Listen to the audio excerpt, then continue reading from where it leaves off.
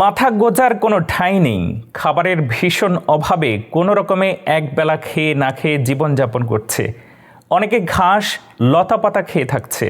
তার উপরে যে কোনো মুহূর্তে ছুটে আসতে পারে গোলা বারুদ।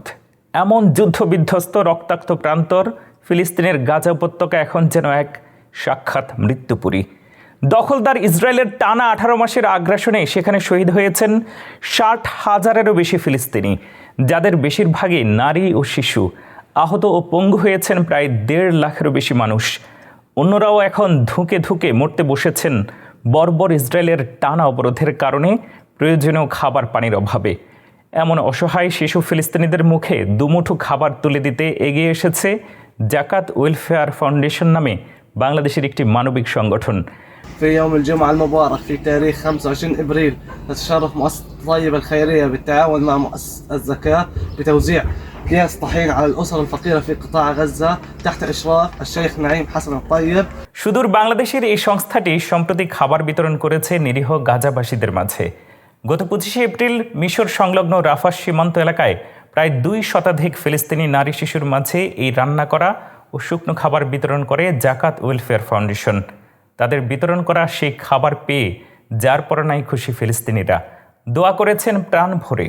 مؤسسة الطيب، شكرا للشيخ نعيم. مؤسسة الزكاة. مؤسسة الزكاة.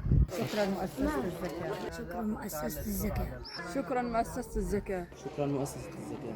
شكرا مؤسسة الزكاة. شكرا لمؤسسة الزكاة. شكرا لكم، شكرا لمؤسسة الزكاة. شكرا لمؤسسة الزكاة. অন্যদিকে অসহায় গাজাবাসীর মুখে একটু খাবার তুলে দিতে পেরে আনন্দিত বাংলাদেশের এই সংস্থাটি এবং এর মিশর প্রতিনিধি শায়খ হাবিবুল্লাহ আল আজহারি জানিয়েছেন তাদের এই প্রচেষ্টা অব্যাহত রাখার। আলহামদুলিল্লাহ, আমরা আল্লাহর শুকরিয়া আদায় করছি যে আমরা গাজার অসহায় শিশুদের পাশে আমরা দাঁড়াতে পেরেছি। আপনারা ইতিমধ্যে জেনেছেন যে জাকাত ওয়েলফেয়ার ফাউন্ডেশন বাংলাদেশের পক্ষ থেকে ফিলিস্তিনের অসহায় শিশুদের জন্য প্রায় 200 পরিবারের জন্য আমরা শুকনা খাবার এবং রান্না করার খাবারের ব্যবস্থা করেছি। আমাদের মিশর প্রতিনিধি শায়েখ হাবিবুল্লাহ আজহারি নেতৃত্বে একটি টিম মিশরের রাফা সীমান্ত থেকে এই খাবার সরবরাহের ব্যবস্থা করেছে। আমরা ফাউন্ডেশনের পক্ষ থেকে সিদ্ধান্ত গ্রহণ করেছি আমাদের আরও একটি প্রতিনিধি দল খুব অল্প সময়ের ভিতরেই আমরা গাজাতে ত্রাণ সহায়তার জন্য পৌঁছাবো।